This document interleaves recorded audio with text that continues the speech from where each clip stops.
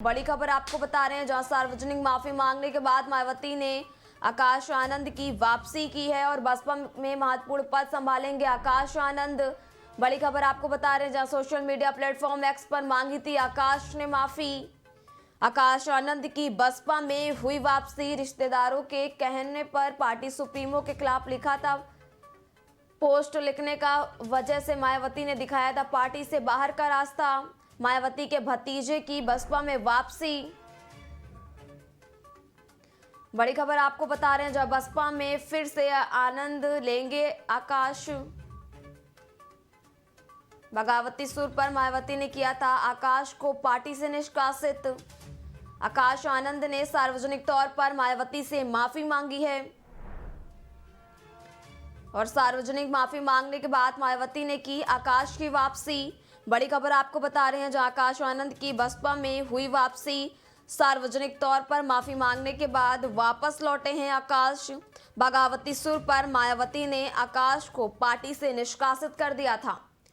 रिश्तेदारी के कहने पर पार्टी सुप्रीमो के खिलाफ लिखा था पोस्ट। बड़ी खबर आपको बता रहे हैं, जहां मायावती के भतीजे आकाश आनंद की वापसी हो गई है बसपा में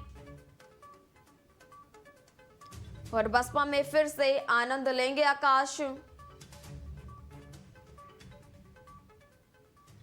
बगावती सुर पर मायावती ने आकाश को पार्टी से निष्कासित कर दिया था। आकाश आनंद ने सार्वजनिक तौर पर मायावती से माफी मांगी है।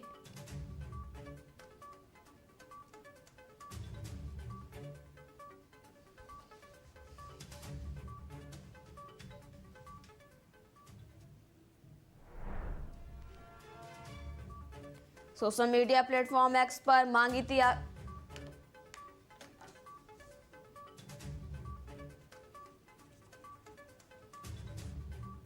हमारे साथ राजनीतिक विश्लेषक मनीष शर्मा जी जुड़ गए हैं, उनका रुख कर लेते हैं। मनीष जी, जैसा कि जानकारी मिली कि आकाश आनंद की बसपा में वापसी हो गई है और उन्होंने सार्वजनिक तौर पर पोस्ट करके मायावती से माफी मांगी थी। सर, क्या प्रतिक्रिया है आपकी मनीष जी? जी, ये तो देखिए, एक तो ये बात समझनी है कि वो वापसी उनकी होनी ही थी। वो खास करके उनके जो उनके ससुर थे, जिनके ऊपर बहुत ज्यादा नाराजगी थी कि वो पार्टी के अंदर बहुत महत्वाकांक्षा पाले हुए हैं, बहुत सारी चीजों को वो इधर उधर कर रहे हैं, तो वो उनके चलते आकाश आनंद को भी थोड़ा भुगतना पड़ा था। लेकिन एक बात तो बहुत पहले से तय है कि बसपा मायावती जी की तरफ से आकाश आनंद की वापसी होनी थी। ये था कि उनको बाहर करना था, तो इनको भी अभिदंडित करना था।